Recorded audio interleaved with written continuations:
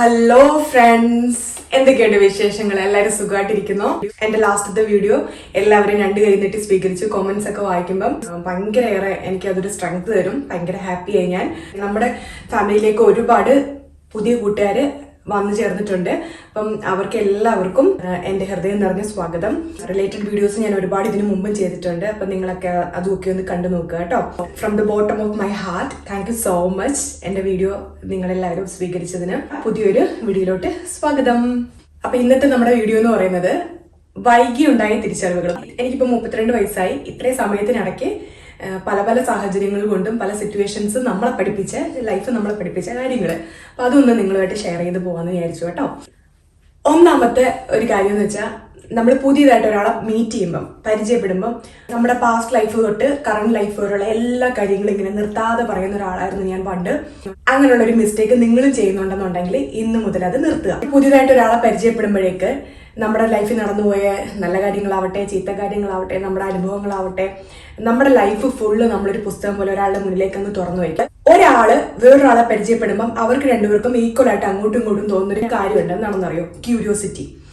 മറ്റേ ആള് എങ്ങനെയാണ്, അല്ല അയാളുടെ ലൈഫ് എങ്ങനെയാണ് എന്ന് നമുക്ക് ഇൻട്രസ്റ്റിംഗ് ആണെങ്കിൽ, ഒരാളെ പരിചയപ്പെട്ട് തുടങ്ങുമ്പോൾ നമുക്കറിയാം അവരെ ഇൻട്രസ്റ്റിംഗ് ആണെങ്കിൽ അവരെ കൂടുതൽ പരിചയപ്പെടാൻ നമുക്കൊരു മോട്ടിവേഷൻ ഉണ്ടാവുമല്ലോ.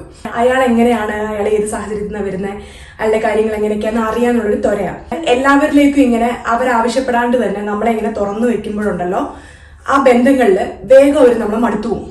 ഇനി അവരെ കുറിച്ച് ഒന്നും അറിയാൻ ഒന്നുമില്ല, അവർ ഇത്രയൊക്കെയാണ്, അവരിങ്ങനെയൊക്കെയാണ് എന്ന് നമ്മൾ മനസ്സിലാക്കി ഒരു അറിവ് പൂർണ്ണമായി കഴിയുമ്പോൾ ഉണ്ടല്ലോ, പിന്നെ ആ ബന്ധങ്ങളിൽ കുറച്ചുനാൾ കഴിയുമ്പം അതിങ്ങനെ പഴകി പഴകി പഴകി പഴകി ചിലപ്പോൾ ആ ബന്ധം തന്നെ ഇല്ലാണ്ടാവും. ഞാൻ ചെയ്തുകൊണ്ടിരുന്നൊരു മിസ്റ്റേക്ക് ആണ്. അത് ഒഴിവാക്കി നമ്മളെ അറിയാൻ അർഹതപ്പെടുന്നവരിലേക്ക് മാത്രം നമ്മളെ തുറന്നു വെച്ചാൽ മതി. അല്ലാതെ എല്ലാവരിലേക്കും നമ്മൾ എന്താണ് എന്ന് നമ്മളിങ്ങനെ ചുമ്മാ പറഞ്ഞു കൊടുത്ത് ആ ഒരു ബന്ധം നമ്മൾ വഷളാക്കേണ്ട കാര്യമില്ല കേട്ടോ. അപ്പൊ ആ ഒരു മിസ്റ്റേക്ക് നിങ്ങൾ ചെയ്യുന്നുണ്ടെങ്കിൽ നിങ്ങളും അതൊന്ന് കുറച്ച് നോക്കൂ. എത്ര പറഞ്ഞാലും നമ്മളെ മനസ്സിലാക്കാൻ കഴിയാത്ത ചില ആൾക്കാരുണ്ടാവുമായിരിക്കും. നമ്മളെ എക്സ്പ്ലെയിൻ ചെയ്ത് കൊടുത്താലും Shankaran still in the coconut tree എന്ന് പറയുന്ന പോലെ പറഞ്ഞു കൊടുക്കുന്ന ഒന്നും തലയിലോട്ട് കയറാത്ത ചില ആൾക്കാരുണ്ടാവുമായിരിക്കും. കടുവയുടെയും കഴുതയുടെയും അവർ പുല്ലിന്റെ നിറത്തെ പറ്റി തർക്കിച്ചൊരു കഥ നിങ്ങൾ കേട്ടിട്ടുണ്ടാവുമായിരിക്കും. അതായത് കടുവ പറഞ്ഞു പുല്ലിന്റെ നിറം പച്ചയാണെന്ന്, കഴുത പറയുന്നു അത് നീലയാണെന്ന്. അവരുടെ തർക്കം മൂത്ത് കഴിഞ്ഞപ്പോൾ ലാസ്റ്റ് അവര് സിംഹരാജന്റെ മുന്നിൽ വന്ന് സിംഹരാജൻ വിധി കൽപ്പിക്കുകയാണ്. സിംഹരാജൻ പറഞ്ഞു അതെ, പുല്ലിന്റെ നിറം നീല തന്നെയാണെന്ന്. അപ്പൊ കടുവ ചോദിക്കും, അതെന്താ അങ്ങ് അങ്ങനെ പറഞ്ഞത്, അങ്ങേക്ക് സത്യം അറിയാലോ, പിന്നെ എന്തിനാ കഴുതയുടെ പക്ഷം ചേർന്നത് എന്തിനാണ് എന്ന് ചോദിക്കുകയാണ്. മൃഗരാജൻ പറഞ്ഞു, നിനക്ക് ഞാൻ ശിക്ഷ കൽപ്പിച്ചത് ആ കഴുതയോട് സംസാരിച്ച് നീ നിന്റെ സമയം വേസ്റ്റ് ആക്കി. പക്ഷെ അത് വിഡ്ഢിയാണ്. ആ വിഡ്ഢിയോട് തർക്കിച്ച് നമ്മൾ എന്തിനാ നമ്മുടെ സമയം കളയുന്നത്? അപ്പം അത് തന്നെയാണ് എനിക്കും പറയാനുള്ളത്. നമ്മൾ എത്ര പറഞ്ഞു കൊടുത്താലും നമ്മളെ മനസ്സിലാക്കാനോ, നമ്മൾ പറഞ്ഞു കൊടുക്കുന്ന സിറ്റുവേഷനെ മനസ്സിലാക്കാനോ, നമ്മുടെ ഐഡിയാസ് മനസ്സിലാക്കാനോ ചിലപ്പോൾ അവർ മനസ്സിലാക്കിയിട്ടും മനസ്സിലാവുന്നില്ല എന്ന് ഭാവിക്കുന്നതായിരിക്കാം. ചിലപ്പം അവർക്ക് ഒട്ടും മനസ്സിലാവാത്തതായിരിക്കാം. അപ്പൊ അങ്ങനെയുള്ളത് നിങ്ങളെ അർഹിക്കാത്തവരാണ്. ആ ബന്ധം ഒഴിവാക്കിയേക്കുക. മൂന്നാമത്തെ നമ്മുടെ ഒരു മാറ്റേണ്ട ഒരു ശീലം, ഇത് രണ്ടു പക്ഷം പറയുന്നവരുണ്ടാവും. അതിന്റെ റീസൺ എന്താണെന്ന് ഞാൻ പറഞ്ഞു വരാം. ആദ്യം എന്താണ് ആ കാര്യം എന്ന് പറയാം. നമ്മുടെ കുടുംബാംഗങ്ങളുടെ മുന്നിലാണെങ്കിലും, കുട്ടികളുടെ ആയാലും, നമ്മുടെ ഹസ്ബൻഡിന്റെ ആയാലും, നമ്മുടെ മാതാപിതാക്കളുടെ ആയാലും, സിബ്ലിങ്സിന്റെ ആയാലും എല്ലാവരുടെയും മുന്നില് നമ്മുടെ പേഴ്സണൽ കാര്യം, നമ്മളിപ്പോ ഒന്ന് ബ്രഷ് ചെയ്തിട്ട് ടോയ്ലറ്റിൽ അല്ലെങ്കിൽ വാഷ് ബേസിൽ ചിലരൊക്കെ ഉണ്ടാവും ഇങ്ങനെ കാർക്കിച്ച് ഭയങ്കര ഒച്ചയൊക്കെ എടുത്ത് ഇങ്ങനെ ചീറ്റി തുപ്പുക, അങ്ങനെയൊക്കെയുള്ള ചെയ്യുന്ന ആൾക്കാരുണ്ടാവുമായിരിക്കും. നമ്മൾ ചിന്തിക്കും നമ്മുടെ ഫാമിലി മെമ്പേഴ്സ് അല്ലേ, അവർ മാത്രമല്ലേ ഉള്ളൂ കാണാൻ. നമ്മൾ പബ്ലിക്കിന്റെ മുമ്പിൽ പോകുമ്പോൾ എങ്ങനെയായിരിക്കും? ചിലർ ഫുഡ് കഴിക്കുന്നതൊക്കെ കണ്ടിട്ടില്ലേ? ഒരു ഫംഗ്ഷനൊക്കെ പോകുമ്പോൾ ഫുഡ് കഴിക്കുന്നതെന്ന് വെച്ചാൽ ആളുകൾ നോക്കുന്നുണ്ട് തോന്നിക്കഴിഞ്ഞാൽ പതിയെ പതിയെ വായൊക്കെ ഇങ്ങനെ അടച്ചു വെച്ച് ഒരു സ്പെഷ്യൽ രീതിയിലൊക്കെ ചവയ്ക്കുന്നതൊക്കെ കണ്ടിട്ടില്ലേ? അപ്പം അത് നമ്മുടെ വീട്ടിലാണെങ്കിലും ഒന്ന് പ്രാക്ടീസ് ചെയ്യുക. അതായത് നമ്മള് അങ്ങനെ ഫുഡ് നമുക്ക് അങ്ങനെ കഴിക്കും, അതല്ല ഞാൻ ഉദ്ദേശിച്ചത്. നിങ്ങളിങ്ങനെ നിങ്ങളുടെ പേഴ്സണൽ കാര്യങ്ങൾ, നിങ്ങൾ ബ്രഷ് ചെയ്യുന്നതായാലും, നിങ്ങൾ ടോയ്ലറ്റിൽ പോയിട്ട് വാഷ് ചെയ്യുന്നതായാലും, ചിലപ്പോൾ ഹസ്ബൻഡും വൈഫും ഉണ്ടാവുമ്പോഴത്തേന് ചിലപ്പോൾ അവർ ചിന്തിക്കും അങ്ങനെ ഒരു മറയൊന്നും നമ്മുടെ ഇടയിൽ ഇല്ലല്ലോ, അപ്പൊ പിന്നെ നമ്മളെന്തിനാ കൂടുതൽ അങ്ങനെ ചെയ്യേണ്ടത്. പക്ഷെ നിങ്ങൾ അത് ചെയ്തു തുടങ്ങും, അതൊരു മാജിക് പോലെ അത് നിങ്ങൾ പ്രവർത്തിക്കും കേട്ടോ. അതായത് നമ്മുടെ ശീലങ്ങളിൽ നമ്മൾ കുറച്ചും കൂടെ അഡ്വാൻസ്ഡ് ആയി എന്ന് നമുക്ക് തന്നെ നമ്മുടെ ഉള്ളിൽ ഒരു ഫീല് വരാൻ തുടങ്ങും. നിങ്ങൾ അതൊന്ന് വീട്ടിൽ ഇന്ന് മുതൽ പ്രാക്ടീസ് ചെയ്ത് തുടങ്ങുക. ഇപ്പൊ ഹസ്ബൻഡും വൈഫും ആണെങ്കിൽ പോലും അവർ തമ്മിലുള്ള സ്വകാര്യ നിമിഷങ്ങളിൽ മാത്രം പരസ്പരം എക്സ്പോസ് ചെയ്താൽ മതി. അല്ലാത്ത സമയങ്ങളിൽ അതിന്റെ ആവശ്യമില്ല. അപ്പൊ എന്താന്ന് വെച്ചാൽ ആ ബന്ധങ്ങളിൽ, റിലേഷൻഷിപ്പിൽ എപ്പോഴും ഒരു പുതുമ നിലനിൽക്കും. അതൊരിക്കലും മങ്ങാത്ത ഒരു നല്ല റിലേഷൻഷിപ്പായിട്ട് അതിങ്ങനെ കൊണ്ടുപോകാനായിട്ട് നമുക്ക് പറ്റും. അത് ഞാൻ പറഞ്ഞത് എത്രത്തോളം നിങ്ങൾക്ക് റിലേറ്റ് ആയിട്ടുണ്ടെന്ന് എനിക്കറിയില്ല. അപ്പൊ നിങ്ങളൊന്ന് കമന്റ് ചെയ്യുക കേട്ടോ. അത് പറയാനുള്ള കാര്യം എന്ന് വെച്ചാൽ, ഞാൻ ആദ്യമേ പറഞ്ഞല്ലോ, ചിലപ്പോൾ ഇത് എല്ലാവരും ഇത് അംഗീകരിക്കത്തില്ല. കുറെ പേര് ചിന്തിക്കുന്നുണ്ടാവുമായിരിക്കും, വീട്ടിലുള്ളവരുടെ അടുത്തല്ലേ നമുക്ക് നമ്മുടെ ഉള്ളിലുള്ള എല്ലാ കാര്യങ്ങളും അല്ലെങ്കിൽ നമ്മുടെ എല്ലാ കാര്യങ്ങളും ഒന്ന് ഓപ്പൺ അപ്പ് ചെയ്യാൻ പറ്റുള്ളൂ. അപ്പൊ പിന്നെ അവിടെയും നമുക്ക് പ്രൈവസി ഇല്ല എന്നുള്ളൊരു രീതിയിലല്ലേ നമ്മൾ അങ്ങനെ പറയാൻ ആളുകൾ ഉണ്ടാവുമായിരിക്കാം. കാരണം വെച്ചാൽ എൻ്റെ ഹസ്ബൻഡിന്റെ അടുത്ത് ഞാൻ ഇതിനെ കുറിച്ച് ഡിസ്കസ് ചെയ്തായിരുന്നു. അതായത് ഇങ്ങനെ ഒരു വീഡിയോ ഞാൻ ചെയ്യുന്നുണ്ട്, അപ്പൊ എൻ്റെ ഇങ്ങനെയൊക്കെയാണ്, ഞാൻ ഇങ്ങനെയാണെന്ന് പുള്ളിക്ക് അറിയാം. അപ്പൊ അതുകൊണ്ട് തന്നെ ഞാനത് ഇങ്ങനെ പറഞ്ഞപ്പം എൻ്റെ ഹസ്ബൻഡ് തിരിച്ചോ എൻ്റെ അടുത്ത് ഇങ്ങനെ പറഞ്ഞു. കാരണം എല്ലാ കാര്യങ്ങളിലും ഞങ്ങൾ രണ്ട് രീതിയിൽ ചിന്തിക്കുന്ന ആൾക്കാരാണ്. എൻ്റെ ചിന്താഗതികളേ അല്ല പുള്ളിക്ക്, ഞങ്ങൾ എൻറ്റയർലി ഡിഫറെൻ്റ് ആണ്. ഡിഫറെൻ്റ് ആയിട്ടുള്ള ആളുകൾ ഇങ്ങനെ ചേർന്ന് പോകുള്ളൂ കേട്ടോ. മറ്റേ രീതിയിൽ ഞാൻ പറഞ്ഞ രീതിയിൽ ചിന്തിക്കാനും ആൾക്കാരുണ്ടാവുമായിരിക്കാം. ശരിയാണോ തെറ്റാണോ എന്ന് നിങ്ങൾക്ക് തോന്നിയിട്ടുണ്ടെന്നുണ്ടെങ്കിൽ നിങ്ങൾ കമന്റ് ചെയ്യുക കേട്ടോ. ഞാൻ പറഞ്ഞത് നല്ല രീതിയിൽ നിങ്ങളിലേക്ക് എത്തിക്കാൻ പറ്റിയിട്ടുണ്ടോ എന്ന് എനിക്കറിയത്തില്ല. ഇത്രേ ഉള്ളൂ. നമ്മള് പ്രൈവസി, നമുക്ക് ടോയ്ലറ്റിനകത്ത് പ്രൈവസി ഉണ്ടല്ലോ, ആ പ്രൈവസി നമുക്ക് പോരെ. അത് വീട് ഫുള്ള് അല്ലെങ്കിൽ ഹസ്ബൻഡും വൈഫും തമ്മിൽ യാതൊരു വിധം അറിയില്ല, അപ്പം പുള്ളി കാണുന്നതുകൊണ്ട് കുഴപ്പമില്ല എന്ന് ചിന്തിക്കുന്നവരാണെങ്കിൽ പ്രൈവസി നമുക്ക് ടോയ്ലറ്റിനകത്തുണ്ടല്ലോ, അപ്പൊ അവിടെ നിന്ന് ചെയ്താൽ പോരെ. അപ്പൊ അങ്ങനെയുള്ള കാര്യങ്ങൾ നിങ്ങൾ ശ്രദ്ധിക്കുകയാണെന്നുണ്ടെങ്കിൽ, നമ്മളിപ്പോൾ ഒരാളെ പരിചയപ്പെടുന്ന സമയത്തുണ്ടല്ലോ, അയാളുടെ നല്ല കാര്യങ്ങൾ മാത്രമല്ലേ നമ്മൾ കാണുന്നുള്ളൂ. ഇപ്പൊ പ്രണയബന്ധങ്ങളിലോട്ട് ഏർപ്പെടുന്ന അവരാണെങ്കിൽ പോലും അവര് ലൈഫിൽ കല്യാണം കഴിഞ്ഞ് അവർ ഒന്നിച്ച് ജീവിക്കാൻ തുടങ്ങുമ്പോഴേ അവർ പല കാര്യങ്ങളും പരസ്പരം കാണുകയും അറിയുകയും ചെയ്യുള്ളൂ. ചിലപ്പം ഒരാൾക്ക് ഇഷ്ടപ്പെടാത്ത കാര്യങ്ങളായിരിക്കാം മറ്റേ ആൾ ചെയ്യുന്നത്, അതും കല്യാണം കഴിഞ്ഞ് ചിലപ്പോൾ നമ്മൾ അറിയത്തുള്ളായിരിക്കും. ആ സമയത്ത് ഭയങ്കരമായിട്ട് ഇഷ്ടം കൂടും അറിയാണ്ട്. അങ്ങനെയാണ് അവർ പ്രണയിക്കുന്നത് എല്ലാം കഴിഞ്ഞ്. ചിലർ പറയത്തില്ലേ, കല്യാണം കഴിഞ്ഞ് കഴിഞ്ഞപ്പോഴാണ് ചെറിയ ചെറിയ ബാഡ് കാര്യങ്ങളുണ്ടെന്ന് അറിഞ്ഞത്. അങ്ങനെയൊക്കെ ഒരുപാട് ഡിവോഴ്സ് ഒക്കെ ഉണ്ടായിട്ടുണ്ട് കേട്ടോ. ഞങ്ങൾ പ്രീമനൈറ്റൽ കോഴ്സിന് ക്രിസ്ത്യൻസിന് നമുക്ക് പോകാമല്ലോ, അപ്പോൾ ആ സമയത്ത് അവിടുത്തെ നമുക്ക് ക്ലാസ് എടുക്കുന്ന അച്ഛന്മാരും കന്യാസ്ത്രീകളൊക്കെ പറഞ്ഞ കുറേ അനുഭവങ്ങളുണ്ട് കേട്ടോ. അതായത് ഭയങ്കരമായിട്ടുള്ള സ്ട്രോങ് സ്വെറ്റിൻ്റെ സ്മെല്ല്, വിയർപ്പിൻ്റെ സ്മെല്ല് വന്നിട്ട് അത് സഹിക്കാൻ പറ്റാതെ ഡിവോഴ്സ് വരായി പോയിട്ടുള്ള ആളുകളുണ്ട് എന്ന് ഞാൻ കേട്ടിട്ടുണ്ട്. അന്ന് ആ ക്ലാസ്സിൽ പറഞ്ഞായിരുന്നു കേട്ടോ, ഞങ്ങൾക്ക് ക്ലാസ് എടുത്ത അച്ഛൻ. അപ്പം അതൊന്നുമല്ല. അപ്പൊ ഇതാണ് പറഞ്ഞു വരുന്നത്, നമ്മുടെ പേഴ്സണൽ കാര്യങ്ങൾ നമുക്ക് ടോയ്ലറ്റിനകത്ത് പ്രൈവസി ഉണ്ടല്ലോ, അപ്പൊ അങ്ങനെയുള്ള കാര്യങ്ങൾ വീട്ടിലുള്ളവരുടെ മുമ്പിലാണെങ്കിൽ പോലും ഇങ്ങനെ കാർക്കിച്ച് തുപ്പുക, ടോയ്ലറ്റിൽ പോകുന്ന സമയത്ത് അവിടെ അങ്ങനെയൊക്കെയുള്ള കാര്യങ്ങളൊക്കെ ഒന്ന് ശ്രദ്ധിക്കുക. വളരെ ഇമ്പോർട്ടൻ്റ് ആയിട്ടുള്ളൊരു കാര്യം എന്ന് വെച്ചാൽ, ഡോണ്ട് ബി ഡിപ്ലോമാറ്റിക് ഓൾവേസ്. ഞാൻ ഭയങ്കര ഡിപ്ലോമാറ്റിക് ആയിട്ടുള്ള ഒരാളാണ്. എന്തെങ്കിലും എൻ്റെ അടുത്ത് ഒരാൾ ചോദിച്ചു കഴിഞ്ഞാൽ ചെയ്തു തരാമോ അല്ലെങ്കിൽ ഇങ്ങനെ ചെയ്യാമോ എന്ന് ചോദിച്ചു കഴിഞ്ഞാൽ നോ എന്ന് ഡയറക്റ്റ്ലി പറയാൻ പറ്റാതിരുന്ന ഒരാളാണ് ഞാൻ. ഭയങ്കര ഡിപ്ലോമാറ്റിക് ആയിട്ടായിരിക്കും അതിനെ ഡീൽ ചെയ്യുന്നത്. ചിലപ്പം മിക്കപ്പോഴും നോ പറയാണ്ട് എന്നിലേക്ക് ആ ബേർഡൻ എടുത്തു വയ്ക്കും. പലപ്പോഴായിട്ട് എൻ്റെ അടുത്തുനിന്ന് ഇപ്പം പണ്ടൊക്കെ ആണെങ്കിലും അവർ ഓരോ കടങ്ങളും ഓരോ വിഷമങ്ങളൊക്കെ പറയുമ്പോഴത്തേക്ക് ശരിക്കും എൻ്റെ കയ്യിൽ, ഞാൻ റിച്ച് ആയിട്ടൊന്നും അല്ല, എനിക്ക് ജോലി ഉണ്ടാകുന്നതിന് മുമ്പേ എൻ്റെ ഹസ്ബൻഡും ജോലി ചെയ്ത് എനിക്ക് തരുന്നുകൊണ്ടിരിക്കുന്ന സമയത്തും എനിക്ക് പഠിച്ചുകൊണ്ടിരിക്കുന്ന സമയത്താണെങ്കിലും, അതായത് കല്യാണം കഴിഞ്ഞിട്ട് ഞാൻ വീണ്ടും പഠിക്കാൻ പോകുന്നുണ്ടായിരുന്നു. അപ്പോൾ ആ സമയത്താണെങ്കിലും എൻ്റെ അമ്മയുടെ നിന്നായാലും ഒക്കെ ഞാൻ ഇങ്ങനെ കടം മേടിച്ചു. വലിയ തുകയൊന്നും അല്ല, എന്നാലും ചെറിയ തുകയൊക്കെ ഞാൻ കടം കൊടുത്തിട്ടുണ്ട്. അങ്ങനെ കൊടുത്തു കഴിഞ്ഞിട്ട് അവസാനം ഉണ്ടല്ലോ, തരാന്ന് പറയുന്ന സമയത്ത് അവർ തരത്തില്ല. അപ്പം നമ്മളതൊരു പ്രഷറിലാവും. അപ്പം വീട്ടിൽ അമ്മയാണെങ്കിലും ഹസ്ബൻഡാണെങ്കിലും പറയും, നീ അല്ലേ കൊടുത്തത്, തരും എന്ന് പറഞ്ഞിട്ടല്ലേ കൊടുത്തത്, തന്നില്ലല്ലോ, അങ്ങനെയൊക്കെ ചോദിക്കുമ്പം അത് നമ്മളിലേക്ക് ഭയങ്കര ഒരു പ്രഷർ ഉണ്ടാവും. ബന്ധം വഷളാവാനും ഒക്കെ സാധിക്കും. ഇതിപ്പോൾ പൈസയുടെ കേസാണ് ഞാൻ പറഞ്ഞത്. അല്ലാതെ എന്ത് തരം കാര്യമാണെങ്കിലും എനിക്ക് ഇഷ്ടമില്ലാത്തൊരു കാര്യം ചെയ്യാമോ എന്ന് ചോദിക്കുന്നു, ഞാൻ ചെയ്യുന്നത് എൻ്റെ ശരിയാണെന്ന് നിങ്ങൾക്ക് ബോധ്യം ഉണ്ടെന്നുണ്ടെങ്കിൽ ആ ആളെ അപ്പം തന്നെ തിരുത്തി കൊടുക്കുക. അതായത് നീ പറഞ്ഞത് എനിക്ക് ഇഷ്ടപ്പെട്ടില്ല, എന്നിൽ ഇങ്ങനെയുള്ള കാര്യങ്ങൾ ഉള്ളതിന്റെ റീസൺ ഇതാണ് എന്ന് ആ ആളെ പറഞ്ഞ് മനസ്സിലാക്കുക. അല്ലാതെ അതിങ്ങനെ മനസ്സിൽ വെച്ചുകൊണ്ടിരിക്കുമ്പം ആ ആള് വീണ്ടും വീണ്ടും ഈ കാര്യം റിപ്പീറ്റ് ചെയ്തുകൊണ്ടിരിക്കും. നിങ്ങൾ ഇന്ന് അഡ്വാൻറ്റേജസ് എടുത്തുകൊണ്ടിരിക്കും. നിങ്ങളുടെ അടുത്ത് ഇങ്ങനെ എന്തെങ്കിലും ചെയ്തു തരാമോ, നിങ്ങളുടെ അടുത്ത് കണ്ടിന്യൂസ് സഹായം ചോദിച്ചുകൊണ്ടിരിക്കും. നിങ്ങൾ മാത്രം അത് ചെയ്തുകൊണ്ടിരിക്കുന്നു, തിരിച്ച് ഇങ്ങോട്ടൊരു സഹായം നിങ്ങൾക്ക് ഉണ്ടാവത്തില്ല. അത് മാത്രമല്ല, ഇപ്പം നിങ്ങളുടെ കാര്യങ്ങൾ ഇങ്ങനെ കുറ്റം പറഞ്ഞുകൊണ്ടിരിക്കും. അതെന്താ കാര്യമെന്ന് നിങ്ങൾ പറഞ്ഞു കൊടുക്കാത്തത് കൊണ്ട് തന്നെ അവരത് കണ്ടിന്യൂ ചെയ്തുകൊണ്ടിരിക്കും. അപ്പം നിങ്ങൾക്ക് ചെയ്യാൻ പറ്റുന്ന ഒരു കാര്യം എന്ന് വെച്ചാൽ, നിങ്ങൾ ഭയങ്കര ഓപ്പൺ അപ്പ് ആയിട്ട് അവരുടെ അടുത്ത് പറയുക. നോ എന്ന് പറയേണ്ട സ്ഥലത്ത് നോ എന്ന് തന്നെ പറയുക. നിങ്ങളുടെ കാര്യങ്ങൾ കണ്ടിന്യൂസ് ആയിട്ട് നിങ്ങളെ കുറ്റപ്പെടുത്തിക്കൊണ്ടിരിക്കുകയാണെങ്കിൽ നിങ്ങൾ അത് ചെയ്യുന്നതിന്റെ റീസൺ എന്താണെന്ന് വ്യക്തമായിട്ട് പറഞ്ഞ് മനസ്സിലാക്കി കൊടുക്കുക. ഇനി മേലിൽ ഇത് ആവർത്തിക്കരുത്, എന്നോട് ഇത് പറയരുത്, എനിക്കത് ഇഷ്ടമല്ല എന്ന് തന്നെ തീർത്ത് അവരോട് പറയുക. അല്ലെങ്കിൽ എന്താ കാര്യം എന്ന് പറയുമോ, നമ്മുടെ ഉള്ളിലിരുന്ന് അതിങ്ങനെ നീറും. നമ്മൾ ചിന്തിക്കും കണ്ടോ അവർ ഇത്രയൊക്കെ പറഞ്ഞിട്ടും എനിക്ക് തിരിച്ചൊന്നും പറയാൻ പറ്റിയില്ല. പിന്നെ അവർ പിറ്റേന്ന് അവർ കാണുമ്പോൾ വീണ്ടും ഇവർ തന്നെ റിപ്പീറ്റ് ചെയ്യും. നമ്മൾക്ക് പിന്നെയും പറയാണ്ട് ഉള്ളിൽ വെച്ചുകൊണ്ടിരുന്നത് നമ്മുടെ ഉള്ളിൽ ഒരു പ്രഷർ ഉണ്ടാവും. ഫൈനലി ഇത് പൊട്ടിത്തെറിക്കും. ആ ഒരു ബന്ധം അങ്ങനെ അപ്പാടെ അറ്റുപോകാനുള്ള ചാൻസ് ഉണ്ട്.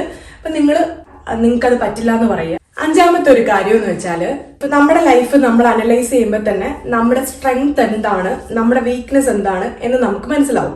എന്റെ മെന്റൽ ഹെൽത്തിനെ, എന്റെ സമാധാനത്തിനെ ഭയങ്കരമായിട്ട് അഫക്റ്റ് ചെയ്തു തുടങ്ങിയ സമയത്ത്, എന്റെ ലൈഫ് ഞാൻ തന്നെ അസസ് ചെയ്യാൻ തുടങ്ങിയ സമയത്ത് എനിക്ക് കുറെ ലിസ്റ്റ് ഓഫ് എന്റെ സ്ട്രെങ്ത് എന്തൊക്കെയാണ്, എന്റെ വീക്ക്നെസ് എന്തൊക്കെയാണ് എന്ന് എനിക്ക് മനസ്സിലായി. നമ്മുടെ സ്ട്രെങ്ത്തും വീക്ക്നെസ്സും നമ്മൾ ഒരിക്കലും മറ്റുള്ളവരുടെ അടുത്ത് പറയരുത് കേട്ടോ. പിന്നെ ശത്രുക്കളൊക്കെ ആണെന്നുണ്ടെങ്കിൽ നമ്മുടെ സ്ട്രെങ്തിന് നമ്മളെക്കാൾ മുമ്പേ നമ്മുടെ ശത്രുക്കളായിരിക്കും മനസ്സിലാക്കുന്നത്.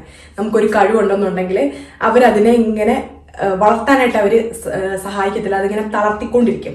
അപ്പൊ അങ്ങനെ എന്തെങ്കിലും ഒരു കാര്യം നമ്മളിലുള്ളത് തളർത്താൻ ശ്രമിക്കുകയാണെങ്കിൽ നിങ്ങൾ വിചാരിച്ചിട്ട് അത് നിങ്ങളുടെ സ്ട്രെങ്ത് ആണ്, അത് നിങ്ങളുടെ എനിമി മനസ്സിലാക്കിയിട്ടുണ്ട്, അത് നിങ്ങളും മനസ്സിലാക്കണം, അതിനെ നിങ്ങൾ വളർത്താൻ ശ്രമിച്ചുകൊണ്ടിരിക്കണം. ഞാൻ പറഞ്ഞു വന്നത് എന്റെ സ്ട്രെങ്ത്തും വീക്ക്നെസ്സും എഴുതി വെച്ച സമയത്ത് വൺ ഓഫ് ദി വീക്ക്നെസ്സസ് എന്ന് വെച്ചാൽ ഫ്രണ്ട്സ് ആയിരുന്നു. അതായത് ഈ ഫ്രണ്ട്സിനെ കൊണ്ടുള്ള ബുദ്ധിമുട്ടുകൾ കാരണം പലപ്പോഴും എൻ്റെ മെന്റൽ ഹെൽത്തിനെ അത് ബാധിച്ചിട്ടുണ്ട്. ഭയങ്കരമായിട്ട് എനിക്ക് വിഷമങ്ങളും ഒക്കെ വന്നിട്ടുണ്ട്. അതായത് എനിക്ക് പാടില്ലാത്ത കുറെ ബന്ധങ്ങൾ ഉണ്ടായിരുന്നു, എനിക്ക് പാടില്ലാത്ത കുറെ ഫ്രണ്ട്ഷിപ്പ് ഉണ്ടായിരുന്നു. അപ്പൊ ഞാൻ ചെയ്തതെന്ന് വെച്ചൊരു കാര്യം, ആ സ്ട്രെങ്ത്തും വീക്ക്നെസ്സും ഞാൻ തിരഞ്ഞെടുത്തു. അതിൽ എൻ്റെ വീക്ക്നെസ്സുകളെ എല്ലാം ഞാൻ പരിഹരിക്കാൻ തുടങ്ങി. അങ്ങനെ പരിഹരിക്കാൻ തുടങ്ങിയപ്പോൾ തന്നെ എൻ്റെ ലൈഫിൽ ഭയങ്കരമായിട്ട് അത് റിഫ്ലക്റ്റ് ചെയ്തു. ഭയങ്കരമായിട്ട് അത് എൻ്റെ ലൈഫ് പരിപോഷിക്കാൻ തുടങ്ങി.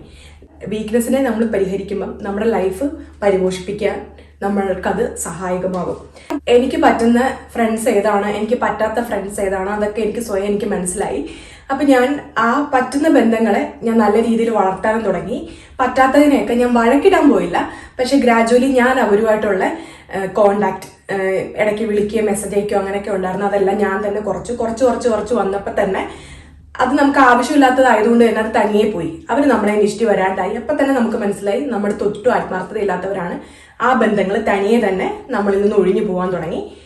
അപ്പം അപ്പാടെ കുറച്ച് നാൾ കഴിയുമ്പോൾ എൻ്റെ ഫോണിൽ നിന്ന് അവരുടെ കോണ്ടാക്ട് പോലും ഞാൻ ഡിലീറ്റ് ചെയ്ത് കളയും കേട്ടോ. അപ്പം എനിക്ക് ആവശ്യമുള്ള, എനിക്ക് എന്നെ സ്നേഹിക്കുന്ന, ആത്മാർത്ഥമായിട്ട് ഞാൻ നന്നായി വരണമെന്ന് ആഗ്രഹിക്കുന്ന കുറച്ച് നല്ല ഫ്രണ്ട്സ് മാത്രമേ എനിക്കുണ്ടായി. ഇത് ഞാൻ എൻ്റെ ഒരു വീക്ക്നെസ് ഒരു കാര്യമാണ് പറഞ്ഞത്. ഇതേ കണക്ക് എൻ്റെ സ്ട്രെങ്ത് കുറേ ഉണ്ട്, വീക്ക്നെസ്സും വേറെ കുറേ ഉണ്ട്. അപ്പോൾ ആ വീക്ക്നെസ്സിനെയൊക്കെ ഞാൻ പരിഹരിച്ചു.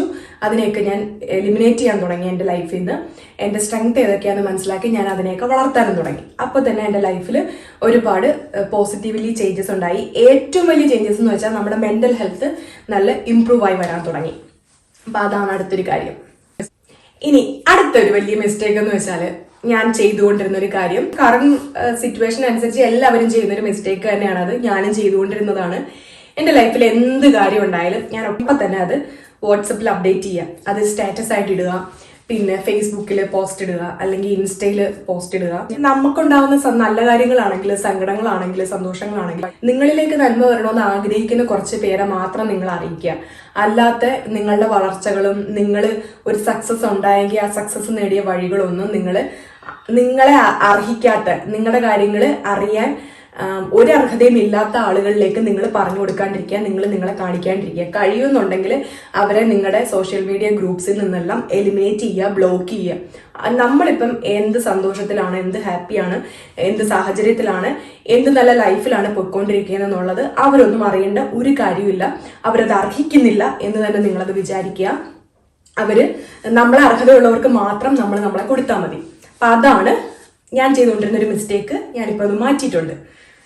അടുത്ത് ഞാൻ പറയാൻ പോകുന്ന ഒരു മിസ്റ്റേക്ക്, നമ്മളിപ്പോൾ ഒരാളുമായിട്ട്, അത് നിങ്ങളുടെ ഫ്രണ്ട് ആവാം, കൊളീഗ് ആവാം, ആരും ആയിക്കോട്ടെ, ആരെങ്കിലുമായിട്ട് നിങ്ങളൊരു പ്രോബ്ലത്തിലാവുക, നിങ്ങൾക്കിടയിൽ ഒരു പ്രശ്നം ഉണ്ടാവുകയാണെന്നുണ്ടെങ്കിൽ മാക്സിമം നമ്മൾ എന്താ ചെയ്യുക, നമ്മൾ അവരുടെ അടുത്തത് പറഞ്ഞ് മനസ്സിലാക്കാൻ ശ്രമിക്കും. നിങ്ങളുടെ ഭാഗം ശരിയാണെങ്കിലും നിങ്ങളത് പറയാൻ ശ്രമിക്കുക. കേൾക്കാൻ, മനസ്സിലാക്കാൻ ബുദ്ധിയുള്ളവരാണ്, മനസ്സിലാക്കാനുള്ള മനസ്സ്, അങ്ങനെയുള്ള മാനസിക വിശാലത ഉള്ളവരാണെന്നുണ്ടെങ്കിൽ അവരത് മനസ്സിലാക്കും. അതല്ലെന്നുണ്ടെങ്കിൽ അവരവരുടെ ഭാഗം ഇങ്ങനെ പറഞ്ഞുകൊണ്ടേയിരിക്കും. അപ്പൊ ഫൈനലി നിങ്ങൾ ചെയ്യാനുള്ളത്, നിങ്ങളുടെ ഭാഗം മനസ്സിലാക്കുന്നവരാണെങ്കിൽ അവർ നല്ല ഫ്രണ്ട്സ് ആണ്, അല്ലെങ്കിൽ നല്ല എതിരെ നിൽക്കുന്ന ഒരാൾ നല്ലൊരു വ്യക്തിയാണ്, ആ ബന്ധം നിങ്ങൾക്ക് പറ്റുന്നതാണ്. നിങ്ങൾ എത്ര പറഞ്ഞിട്ടും ആ കാര്യം മനസ്സിലാക്കാൻ, നിങ്ങളുടെ ശരി മനസ്സിലാക്കാൻ കഴിയാത്തവരാണെങ്കിൽ, അല്ലെങ്കിൽ നിങ്ങളുടെ ഭാഗത്തായിരുന്നു തെറ്റ്, ആ തെറ്റിന് നിങ്ങൾ ക്ഷമ ചോദിച്ചു എന്നിട്ടും മനസ്സിലാക്കാൻ പറ്റാത്ത ആളാണെങ്കിൽ നിങ്ങൾ എന്ത് വിചാരിക്കണം? ഞാൻ നേരത്തെ പറഞ്ഞ പോലെ അവർ മറ്റേ നീലപ്പുല്ലിന്റെ ആൾക്കാരാണെന്ന് വിചാരിച്ചോണം. അവരോടത്തെ ലാസ്റ്റ് നിങ്ങൾ പറയേണ്ട ഒരു കാര്യം, ശരി ഓക്കെ, എന്റെ ഭാഗം ഞാൻ പറഞ്ഞു, നിന്റെ ഭാഗം ഞാൻ കേൾക്കുകയും ചെയ്തു. ഇപ്പൊ നിങ്ങളുടെ ഭാഗത്താണ് മിസ്റ്റേക്ക് എങ്കിൽ നിങ്ങൾ പറയാം, ഇത് എന്റെ മിസ്റ്റേക്കാണ്, എനിക്ക് മനസ്സിലായി, ഞാൻ ക്ഷമ ചോദിക്കുന്നു എന്ന് നിങ്ങളൊരു ക്ഷമ ചോദിക്കുന്നതുകൊണ്ട് നിങ്ങൾക്ക് യാതൊരു വിധ തെറ്റില്ല. നിങ്ങളുടെ ഭാഗത്താണ് തെറ്റെങ്കിൽ, നേരെ മറിച്ച് നിങ്ങളുടെ ഭാഗത്താണ് ശരിയെങ്കിൽ എങ്കിൽ പോലും നിങ്ങൾ പറയാ, ശരി ഓക്കെ, നീ പറഞ്ഞത് എനിക്ക് മനസ്സിലായി, എന്റെ ഭാഗം ഞാനും പറഞ്ഞു, പിന്നെ എന്റെ ഭാഗത്തുനിന്ന് എന്തെങ്കിലും ഇൻകൺവീനിയൻസ് നിങ്ങൾക്ക് ഉണ്ടായിട്ടുണ്ടെന്നുണ്ടെങ്കിൽ ഞാൻ അതിന് ക്ഷമ ചോദിക്കുക, നമ്മളായിട്ട് എന്തെങ്കിലും ബുദ്ധിമുട്ടിച്ചിട്ടുണ്ടെങ്കിൽ ക്ഷമ ചോദിക്കുക എന്ന് പറഞ്ഞ് ആ കോൺവെർസേഷൻ അവിടെ നിർത്തിയേക്കുക. നിങ്ങളെ മനസ്സിലാക്കിയ ഒരാളാണെന്നുണ്ടെങ്കിൽ തീർച്ചയായിട്ടും നിങ്ങൾക്ക് ആ ബന്ധം കൊണ്ടുപോകാം. നിങ്ങളെ മനസ്സിലാക്കാത്ത ആളാണെന്നുണ്ടെങ്കിൽ ആ ബന്ധം അവിടെ വെച്ച് നിർത്തിയേക്കുക. ഡയറക്റ്റ് ആണെന്നുണ്ടെങ്കിൽ ഒരു ബൈ കൊടുത്ത ഓക്കെ ബൈ പറഞ്ഞു വിട്ടേക്കുക. പിന്നെ അവരെ കാണാൻ പോലും ആ പഞ്ചായത്തിലോട്ട്, നിങ്ങളുടെ പഞ്ചായത്തിലോട്ട് അവരെ അടുപ്പിക്കരുത്. നിങ്ങളുടെ ബന്ധങ്ങളിലേക്ക്, നിങ്ങളുടെ ഗ്രൂപ്പുകളിലേക്ക് നിങ്ങൾ അവരെ അടുപ്പിക്കാതിരിക്കുക. ഫോണിൽ കൂടെ ആണെങ്കിലും, നമ്മൾ വല്ലപ്പോഴും കാണുന്ന ആൾക്കാരാണെങ്കിൽ ഭാഗ്യം, നമുക്ക് പിന്നെ അവരുടെ മുഖം കാണണ്ടല്ലോ. അത് നമ്മളെ മനസ്സിലാക്കാൻ പറ്റാത്തവരാണ്. അങ്ങനെയുള്ള ബന്ധങ്ങൾ നിങ്ങൾക്ക് ഒരു കാരണവശാലും നിങ്ങൾക്ക് ആവശ്യമില്ല. ആ ബന്ധം അവിടെ തന്നെ ഉപേക്ഷിച്ചേക്കുക. ഈ അവസാനം ഞാനൊരു സോറി പറഞ്ഞ് നിർത്തണമെന്ന് പറഞ്ഞതിന്റെ കാര്യം എന്താണെന്നറിയോ? നമ്മുടെ ബ്രെയിനില് അപൂർണമായിട്ടുള്ള കാര്യങ്ങളെ പൂർണ്ണമാക്കാനുള്ള ഒരു ടെൻഡൻസി നമുക്ക് എപ്പോഴും ഉണ്ടാവും. ആ കോൺവെർസേഷൻ അവിടെ നിർത്തിയാൽ പോലും നിങ്ങളുടെ ഉള്ളിൽ അത് കിടക്കും. പിന്നെ അത് ഫോൺ വെച്ച് ചെയ്ത് കഴിഞ്ഞിട്ട്, അല്ലെങ്കിൽ അവരെ കാണാതിരിക്കുന്ന സമയത്ത് എനിക്ക് കുറച്ചുകൂടെ പറയാനുണ്ടായിരുന്ന മനസ്സിൽ നിന്ന് പോകത്തില്ല. നിങ്ങൾക്കത് ഭയങ്കര ഒരു പ്രഷർ ഉള്ളിലുണ്ടാക്കും.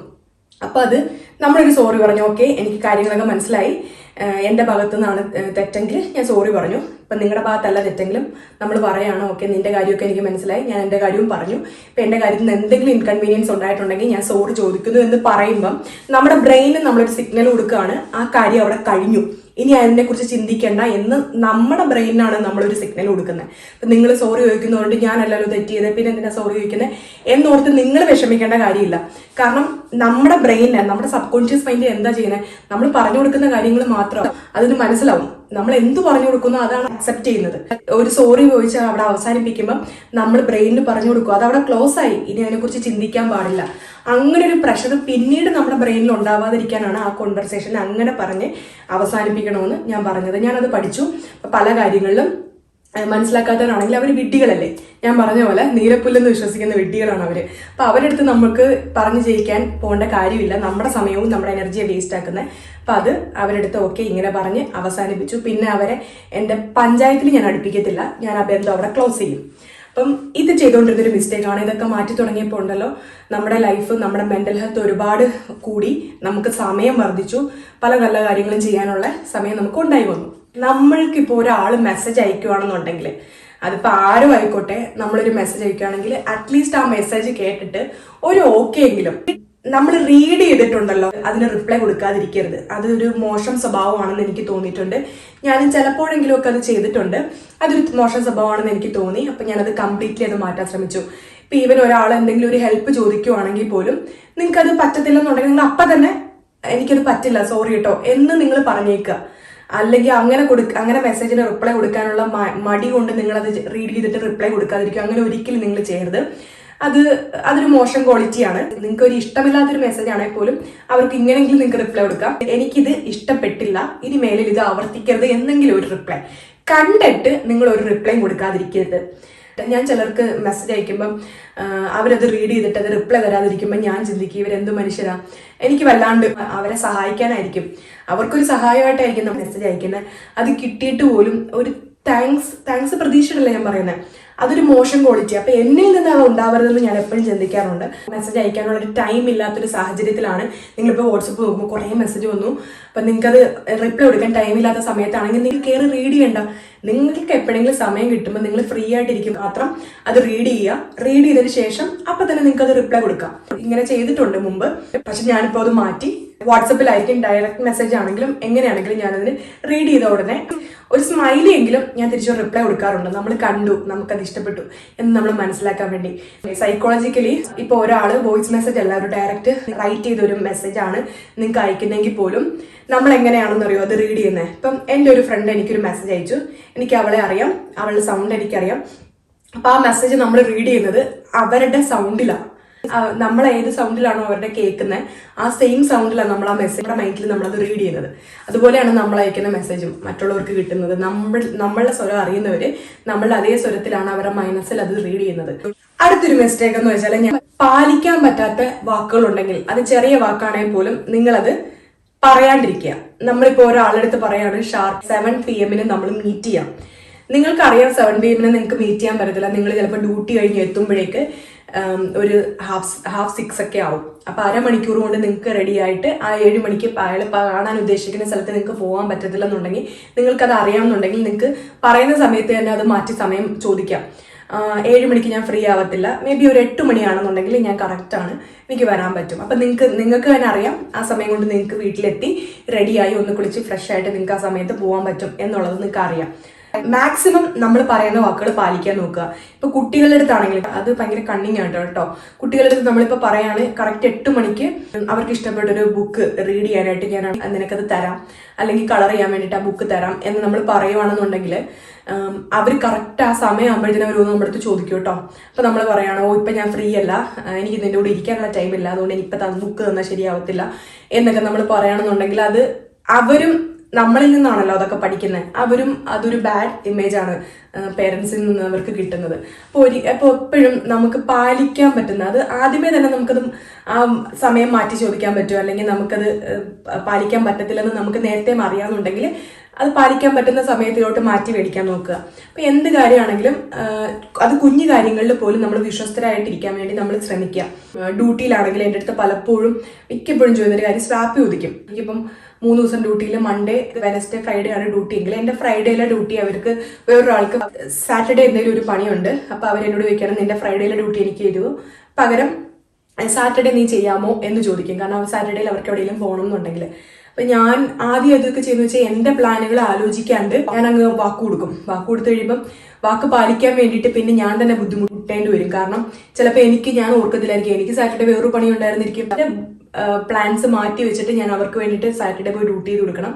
അതല്ലെന്നുണ്ടെങ്കിൽ ഞാൻ അവരുടെ അടുത്ത് വീണ്ടും മുഷിയണം. അവരുടെ അടുത്ത് പറഞ്ഞാൽ എനിക്ക് പറ്റത്തില്ല, ഞാൻ ഇപ്പോഴത് കണ്ടത്, എനിക്കത് മാറണം എന്ന് പറയുമ്പം അവർക്ക് ചിലപ്പോൾ വേറെ ആരുടെങ്കിലും ചോദിച്ച് അത് ചെയ്തെടുക്കാൻ പറ്റുന്ന കാര്യം നമ്മളായിട്ട് അത് ഡിലേ ചെയ്യിപ്പിക്കുകയോ ചെയ്യുന്നത്. അപ്പൊ അത് അവർക്കും പ്രശ്നം ഉണ്ടാക്കും, നമ്മൾക്കും പ്രശ്നം ഉണ്ടാക്കും.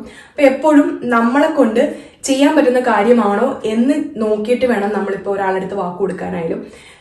അപ്പൊ ആ വാക്ക് നമുക്ക് പാലിക്കാൻ പറ്റും. അങ്ങനെ ചെറിയ കാര്യങ്ങൾ പോലും നമ്മൾ പാലിച്ച് ശീലിക്കുകയാണെന്നുണ്ടെങ്കിൽ നമുക്ക് നമ്മളോട് തന്നെ ഒരു സെൽഫ് റെസ്പെക്ട് കൂടാനായിട്ട് അത് ഹെൽപ്പ് ചെയ്യും. അവസാനമായിട്ട് ഞാൻ പറയാൻ പോകുന്നൊരു കാര്യം, ഞാൻ ചെയ്യുന്നൊരു മിസ്റ്റേക്ക് ആയിരുന്നു. പണ്ട് ഞാൻ ഭയങ്കര ഈസി ഗോയിങ് ആയിരുന്നു. എനിക്കിപ്പോ നാളെ ഒരിടത്ത് എവിടെയെങ്കിലും പോകണം എന്നുണ്ടെങ്കിൽ, നല്ലൊരു വലിയ ഫംഗ്ഷൻ ആണെന്നുണ്ടെങ്കിൽ ഏത് ഡ്രസ്സ് ഇടണമെന്നൊക്കെ ഞാൻ തീരുമാനിച്ചു വെച്ചേക്കും കേട്ടോ. അതിപ്പോ എല്ലാ പെണ്ണുങ്ങൾക്കും ഉള്ളൊരു കാര്യമാണ്. ഏത് ഡ്രസ്സ് നമ്മൾ ഇടണം, ഡ്രസ്സ് നമുക്ക് നല്ലൊരു ഡ്രസ്സ് പാർട്ടി വെയർ ഇല്ലെങ്കിൽ നമ്മളത് വാങ്ങി വെക്കാനൊക്കെ നോക്കും. അതിനപ്പുറത്തോട്ട് അതൊന്ന് അയൺ ചെയ്ത് വെക്കുക, അതിന്റെ കൂടെ ഇടുന്ന ആക്സസറീസ് ഒക്കെ ഒന്ന് എടുത്തു വെക്കുക. പിന്നെ നമ്മൾ മാത്രം റെഡിയായി പോരല്ലോ, കല്യാണം കഴിഞ്ഞ് കഴിഞ്ഞാൽ നമ്മുടെ കുട്ടികളുണ്ട്, എല്ലാ കാര്യങ്ങളുണ്ട്, അവരുടെ കാര്യങ്ങൾ, അവർക്കും ഡ്രസ്സൊക്കെ നമ്മൾ നോക്കി വെക്കുമെങ്കിലും ആ ഡ്രസ്സൊക്കെ ഒന്ന് അയൺ ചെയ്ത് റെഡിയാക്കി വെക്കുക. ഒരു മീറ്റിങ്ങിന് പോവുകയാണെന്നുണ്ടെങ്കിൽ ആ ഫയലൊക്കെ ഒന്ന് എടുത്തു വെക്കുക, ഒന്ന് പ്രിപ്പയർ ചെയ്ത് വെക്കുക. അപ്പൊ രാവിലെ കിടന്ന് ഓടണ്ട, നമുക്ക് വേണ്ടുന്ന സർട്ടിഫിക്കറ്റ്സ് ഒക്കെ ഒന്ന് എടുത്തു വെക്കുക. ഇങ്ങനെയുള്ള ഒരു പരിപാടിയും ചെയ്യാത്ത ഒരാളായിരുന്നു ഞാൻ മുമ്പ്. ഞാൻ ഭയങ്കര ഈസി ഗോയിങ് ആയിരുന്നു. അത് വേറൊന്നും കൊണ്ടല്ല, എനിക്ക് ഇങ്ങനെ നേരത്തെ ഒരുങ്ങി ഇങ്ങനെ മറ്റുള്ളവരെ വെയിറ്റ് ചെയ്തിരിക്കുന്നത് എനിക്ക് ഇഷ്ടമില്ലാത്തൊരു കാര്യമാണ്.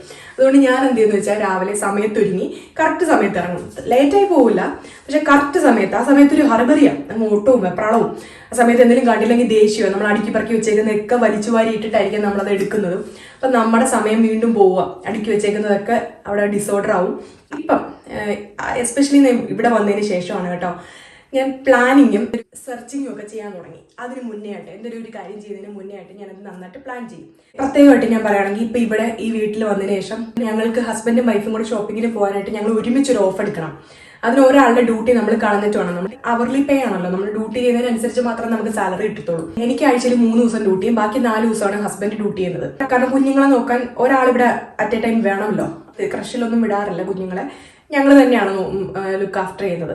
ഷോപ്പിങ്ങിന് ഞങ്ങൾക്ക് ഒരിടത്ത് ഒരുമിച്ച് പോകണം. കാരണം എൻ്റെ ഇഷ്ടങ്ങളും പുള്ളിയുടെ ഇഷ്ടങ്ങളും വേറെ ആയതുകൊണ്ട് വാങ്ങിച്ചുകൊണ്ട് വന്നു കഴിയുമ്പോൾ പരസ്പരം ഒരു അടിയുണ്ടാവും.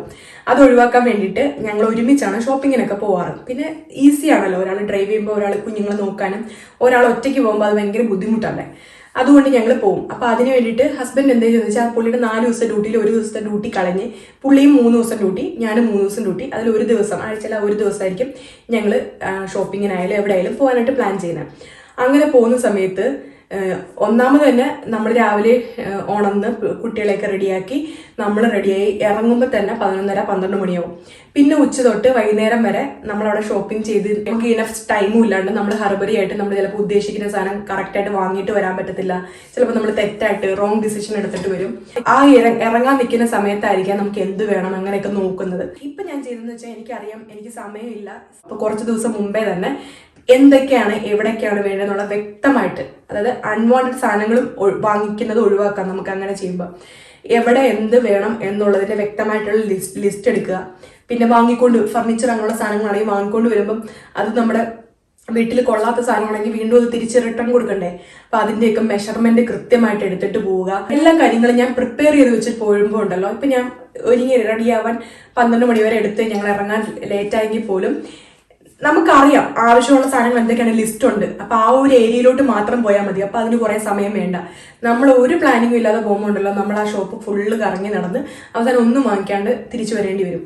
നേരെ മറിച്ച് നമ്മൾ പോകേണ്ട കാര്യങ്ങൾ എന്തൊക്കെയാണെന്നുണ്ടെങ്കിൽ ആ പർട്ടിക്കുലർ സെക്ഷനിലോട്ട് മാത്രം നമുക്ക് പോയാൽ മതി. അവിടുന്ന് നമുക്ക് ആവശ്യമുള്ള സാധനങ്ങളെല്ലാം നമ്മൾ എടുത്തതിന് ശേഷം പിന്നെ ടൈം ഉണ്ടെന്നുണ്ടെങ്കിൽ എക്സ്ട്രാ നമുക്ക് കണ്ണിൽ കാണുന്ന എന്തെങ്കിലും വാങ്ങിക്കണം തോന്നുവാണെങ്കിൽ നമുക്ക് അവിടെ അതിനുള്ള ടൈം സ്പെൻഡ് ചെയ്യാം.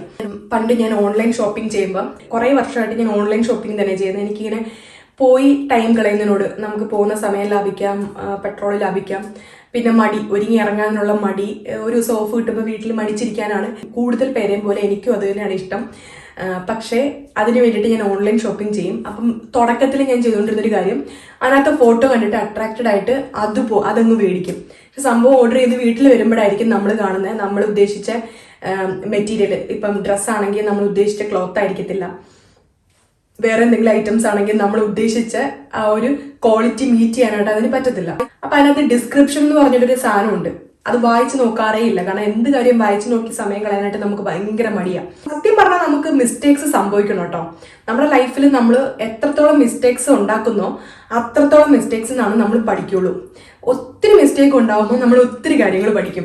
ഒരുപാട് മിസ്റ്റേക്സ് ഞാൻ ഉണ്ടാക്കിയിട്ടുണ്ട്. അതുകൊണ്ട് തന്നെ പല കാര്യങ്ങളും പഠിക്കാനും പറ്റിയിട്ടുണ്ട് കേട്ടോ. അപ്പം മിസ്റ്റേക്സ് നല്ലൊരു കാര്യമാണ്, നിങ്ങൾ ഉണ്ടാക്കണം. ഉണ്ടാക്കിയാൽ മാത്രമേ നമ്മുടെ ലൈഫിൽ ഇമ്പ്രൂവ്മെന്റ് ഉണ്ടാവുള്ളൂ. അപ്പം ഞാൻ ഷോപ്പ് ചെയ്യുന്ന സമയത്ത് ഞാൻ സാധനങ്ങൾ വന്നു കഴിയുമ്പം എനിക്ക് ഒട്ടും ഇഷ്ടമില്ലാത്ത ചിലപ്പോൾ മെറ്റീരിയൽ ആയിരിക്കാം, ചിലപ്പോൾ എനിക്കത് ഉപയോഗിക്കാൻ കൊള്ളത്തില്ല, അങ്ങനെ ഞാൻ റിട്ടേൺ ചെയ്യാറുണ്ട്. അതുകൊണ്ട് ഇപ്പം ഞാൻ സൂക്ഷ്മമായിട്ട് ഞാനത് ആ ഡിസ്ക്രിപ്ഷൻ ഫുള്ള് വായിച്ച് നോക്കും. എന്നിട്ട് ഞാൻ അളവെടുത്ത് നോക്കും, സെന്റിമീറ്റർ എത്രയാണ് അതിൻ്റെ ലെങ്ത്, എൻ്റെ വിഡ്ത്ത് എത്രയാണ്, അതിൻ്റെ ക്വാളിറ്റി എന്താണ്, ഈ ഫോട്ടോയിൽ കാണുന്നത്. ചിലപ്പോൾ മെറ്റീരിയൽ വായിച്ച് നോക്കുമ്പോഴായിരിക്കും നമ്മൾ കാണുന്നത് പോളിസ്റ്റർ.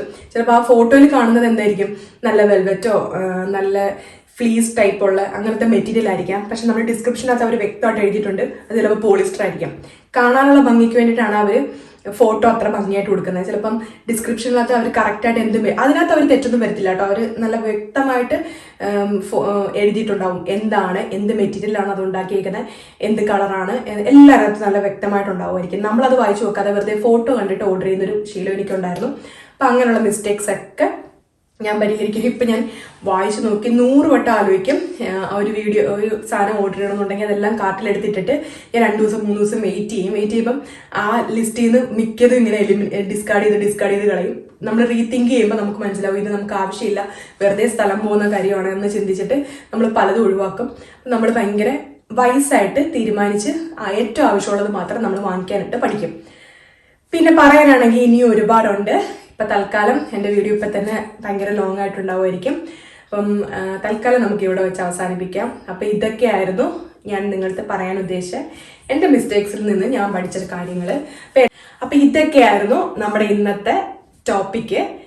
എൻ്റെ ഇത്രയും നാളത്തെ അനുഭവത്തിൽ നിന്ന് ഞാൻ ചെയ്ത മിസ്റ്റേക്സ്, അതിൽ നിന്ന് ഞാൻ പഠിച്ച് ഞാൻ ശരിയാക്കി കൊണ്ടുവന്ന കാര്യങ്ങളാണ് ഇതൊക്കെ.